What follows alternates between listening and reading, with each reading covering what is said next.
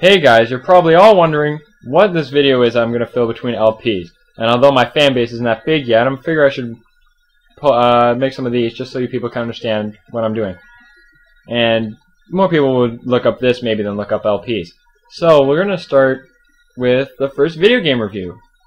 And from the moment I got this game, I actually really wanted to do a review of it.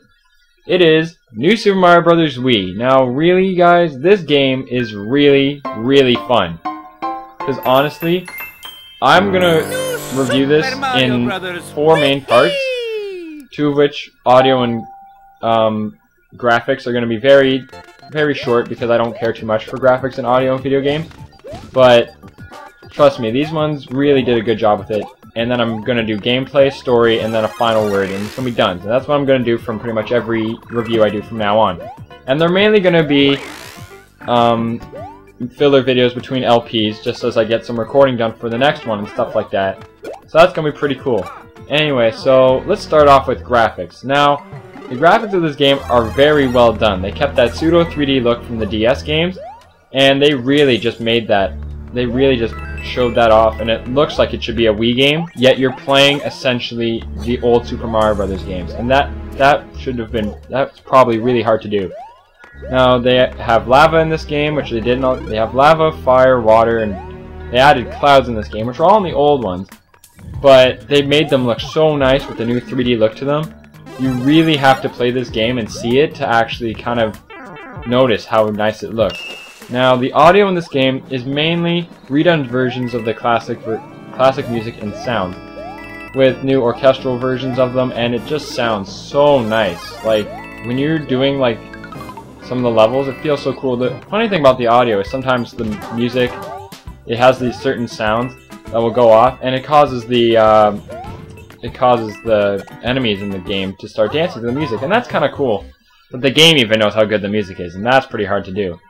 This gives the music and everything, it's got the same sounds as the original games. You pick up that mushroom, and you're just like, man, I used to hear that sound all the time. It feels so original and feels so nostalgic, yet it's a brand new game. So it feels so good to play.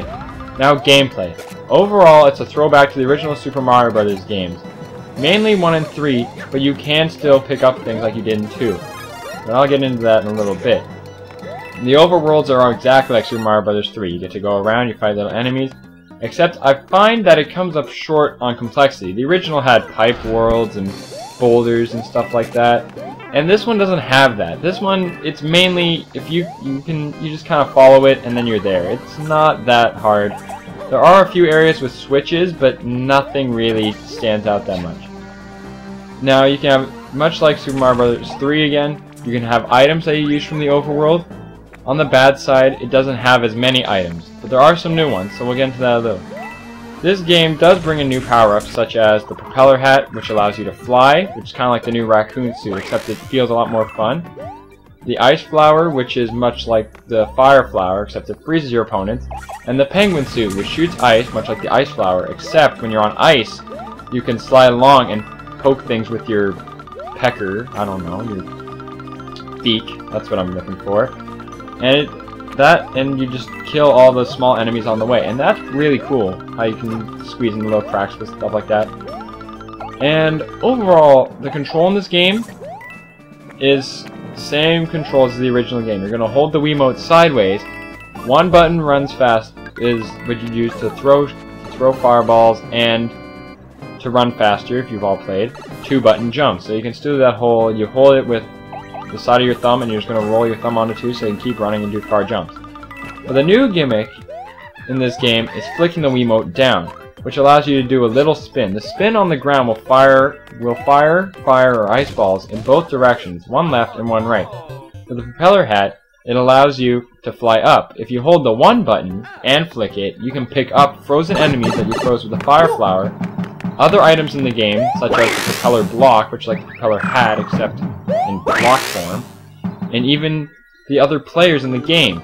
Overall, the new multiplayer is quite fun, but you better hope every playing player is the same caliber as you, because you really start to, if you're running a lot faster, it doesn't go into a split screen or anything. It tries to stretch the screen as far as possible, and that's a problem. Now on to the story.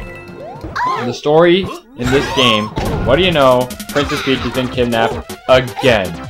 And you have to defeat the 7 Koopa kids. Much like you did in Super Mario Bros. 3. Except this time, they actually look different from each other. Which really shows the personality of the characters. It's kind of cool how they can kind of look like they're new people and stuff. Maybe, like in the old ones, you might see some glasses on them. But these ones, they actually look a lot different. The boss fights are great. It throws back to Yoshi's Island with Magic Koopa throwing his magic dust and changes the Koopa Kid somehow. And that's really cool how they can relate that to Super Mario World and stuff.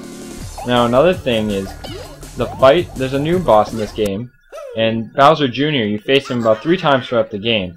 And the fights with Bowser Jr. are really fun, because they have their own gimmicks. Like, you have to really play them. I don't want to give too much away, but trust me, when you fight Bowser Jr., the second time you fight him, it is one of the, I don't know why, it just felt like that was really fun.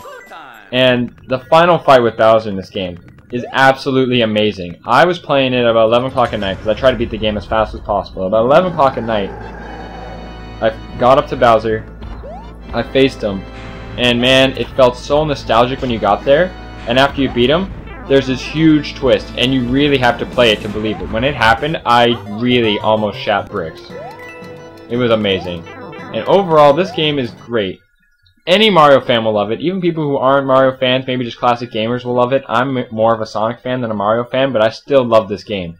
I own it now, it's amazing. There's a fair bit of replay value, I say buy it. And hey, it's almost Christmas. Buy like 3 for the family. This has been Kevin J 2010, guys. New LP will be up tomorrow. I'll see you guys later.